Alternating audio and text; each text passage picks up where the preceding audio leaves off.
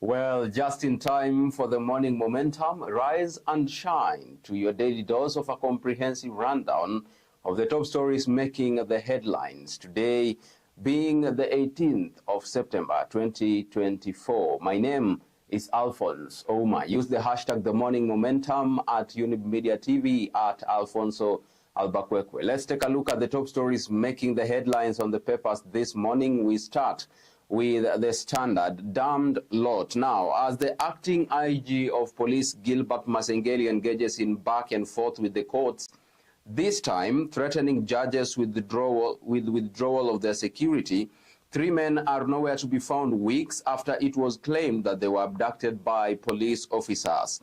What happened to them and why is the police service mandated under the Constitution to protect limb and property, turning a deaf ear to efforts to find them? That story is beefed up for you on page 4 of the Standard this morning.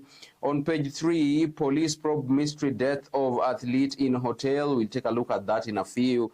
On page 10, untouchable jobs agency boss to face the law. That story is beefed up for you on page 10.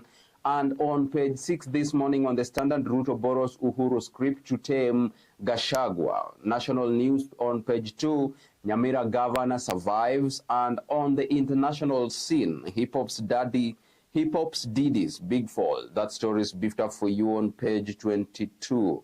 And on the world of sports this morning, it's a tough rota as City face Inter Milan. That story is beefed up for you on page 32. Let's get into the details of the day of the Standard this morning. On page 2, Nyaribo survives ouster bid by a whisker as 12 MCAs save him. A similar bid flopped a year ago with MCAs divided. Governor's lawyers claim the threshold had not been met. That story is beefed up for you on page 2. On page 3 of the Standard this morning, budding athlete found dead in hotel after weekend of training. Willie Chelowa's body was discovered in his room at Kaptagat Hotel. He had competed in the 2024 Nairobi City Marathon on September 8th. You want to catch up with more of those insights on page 3 of the Standard this morning. On page 4, defiant Masengeli says police are not timid as judiciary fights back. Now, the acting IG says not all judicial officers are not entitled to police protection. But Chief Justice Martha Koome says move amounts to intimidation.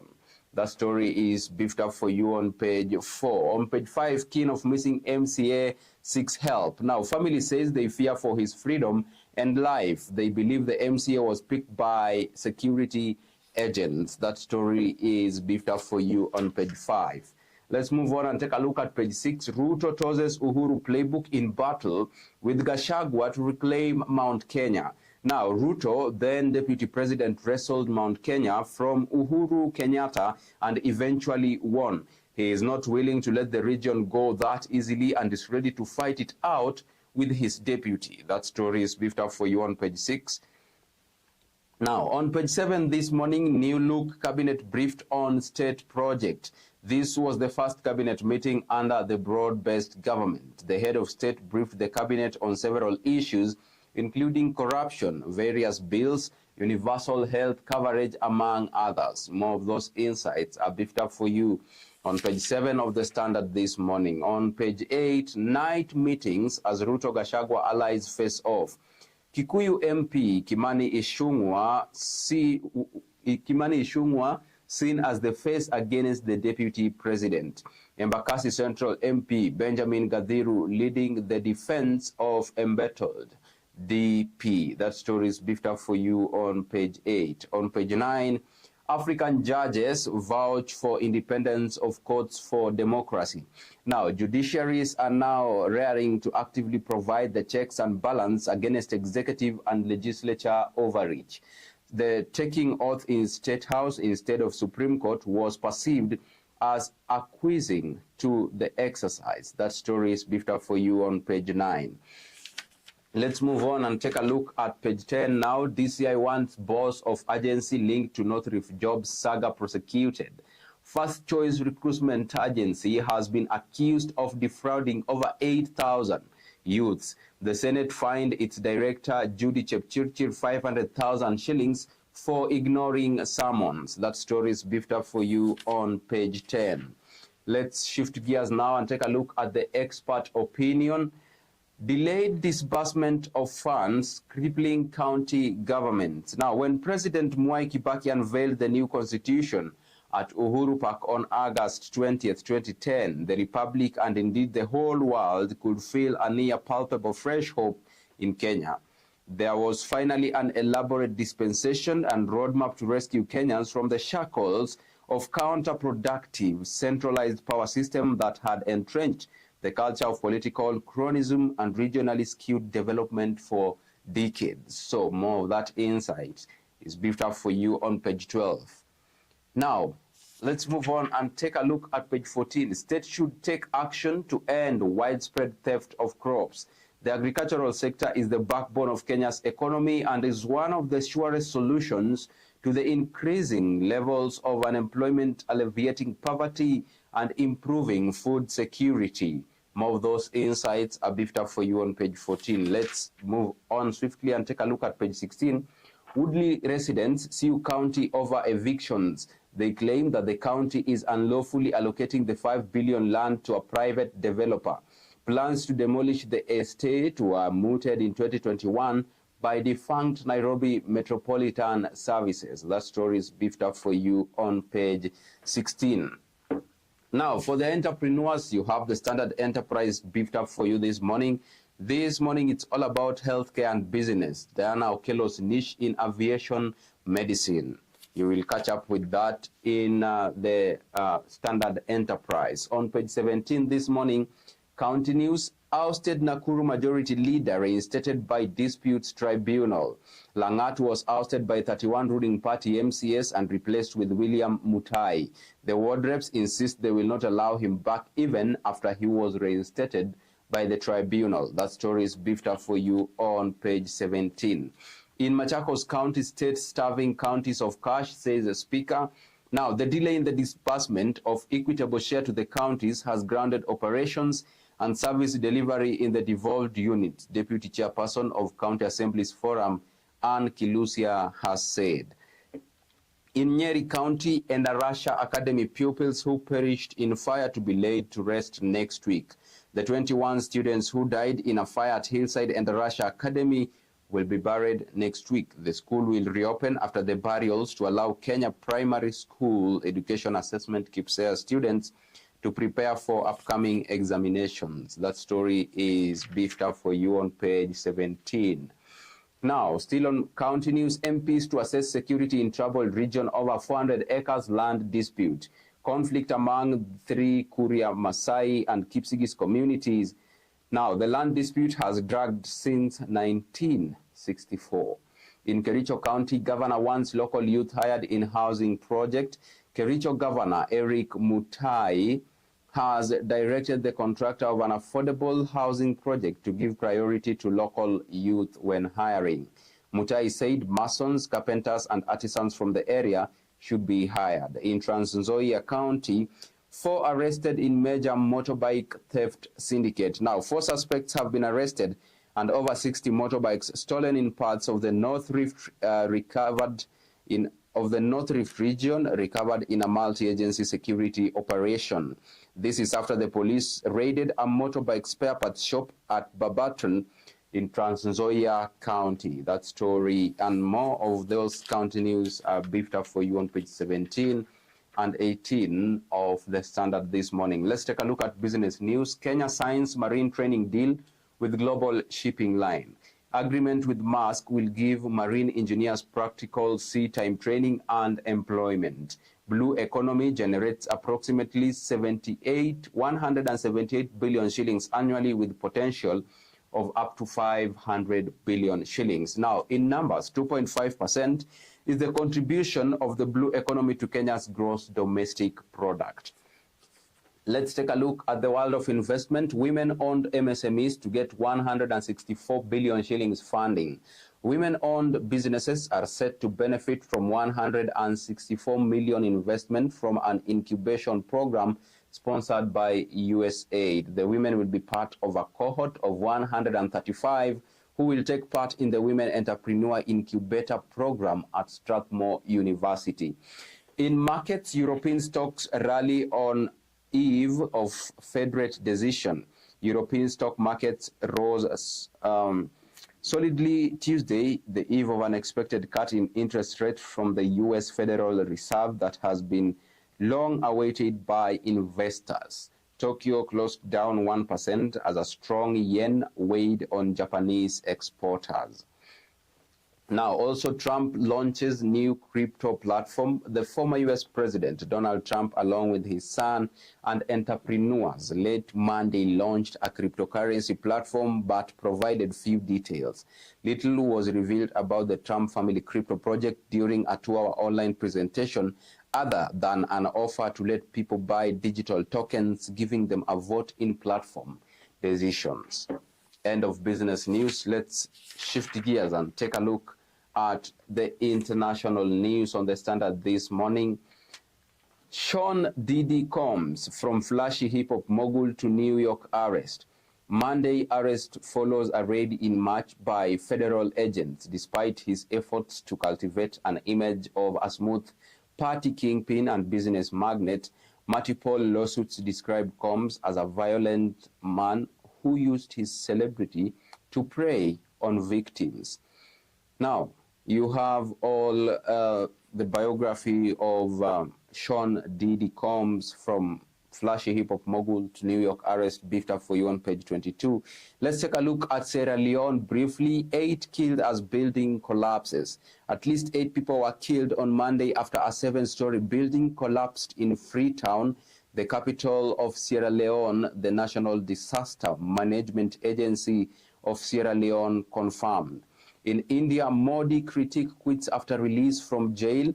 A top political opponent of Indian Prime Minister Narendra Modi quit as Chief Minister of the capital Delhi yesterday, days after being released on bail in corruption case. In Nigeria, bus crash kills at least 25 children on. A bus carrying Muslim faithful celebrating the birth of Prophet Muhammad crashed in Kaduna State, killing at least 25 children. An official told AFP yesterday. Organizers of the religious pilgrimage gave a higher toll of 40 with 31 injured. Now, let's shift gears and take a look at sports news on the Standard this morning. We start at Sina now hires Djokovic's ex-fitness coach after dope test draw. Fitness coach Marco Panici joins Sina's camp alongside physiotherapist Ulysses Badio. Raducanu storms into Korea Open second round with gutsy win. Now, in rugby, Curry Creo after serious injury. England Tom Curry said on Monday he curled up in a ball and cried when told the full extent of hip problem that saw him miss most of last season and left the self-flanker fearing for his rugby career. Now, let's move on swiftly and take a look at page 30, how Diamond League season delivered memorable moments. 7 world records were set, including 10,000 meters set by Kenya's Chebet in Eugene. There were magnificent 15 meetings across 13 nations, with the final held in Brussels last Saturday. On page 31 this morning, ambitious Awor eager to leave a mark on her World Cup debut. Junior starlets are in Group C of the Global Showpiece set to be held in Dominican Republic. The team to depart tomorrow for pre-World Cup training in Spain. That story is beefed up for you on page 31. In matters athletics, Kenyan anti-doping program halted by budget cuts. Now, Kenyan athletics battle against doping has suffered a serious blow, which could result in it being banned from international competitions due to budget cuts that have halted all testing, and its anti-doping agency said yesterday. That story is beefed up for you on page 31. Lastly, on the cover page of the Standard this morning, Manchester City brace for inter-reunion as Akanji fears tough schedule. Now, Manchester City beat the Italian champions last year to win the title. Defender Akanji says he is not a fan of the new Champions League model. Now, with that story of Manchester City, we take a quick break here on the Morning Momentum. We are coming back with more stories on the Daily Nation. See you on the other side of this broadcast.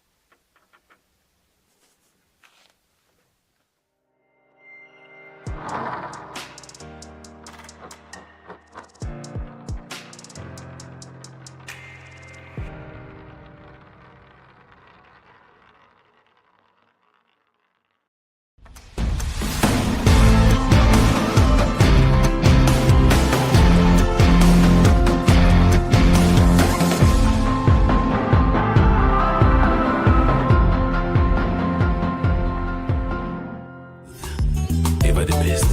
Hallelujah.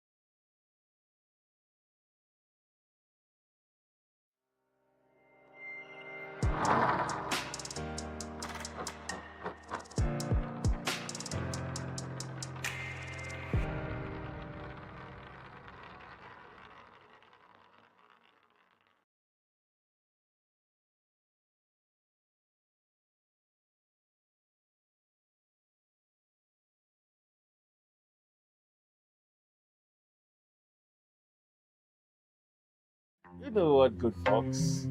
You know what, good folks?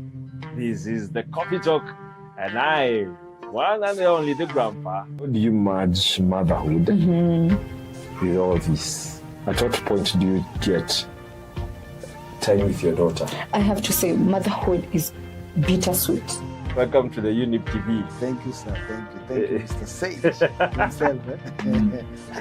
Nini unaweza angalia useme ulifanya impact moja, let's say kama Kangemi, kama ni hapo Parklands, nakumbuka kuna time tuliekanga show moja ikajaa. And today in our coffee talk, as we enjoy our cup of coffee and unwinding the evening, there is a difference between being a cheater and a liar. Yeah. What's the difference? Well, the difference, there is a thin line between a cheater and a liar. Very good, people. This has been the Coffee Talk Show with I think Grandpa. And you know what, good people? Life has solutions. It's only that we do not speak. And if we do, we fear. We have solutions. But sometimes when we get these solutions are distorted. Keep it here at Coffee Talk, where the conversation starts and never ends. Join me every Sunday from 5 to 6 p.m. for great conversation here at the Coffee Talk. Younib TV. I want the best.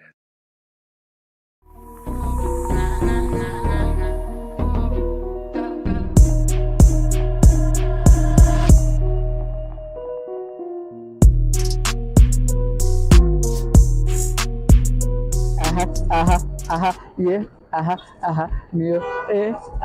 yeah, yeah. Tupo side, kata simu manze. This is Rising Star, the best show.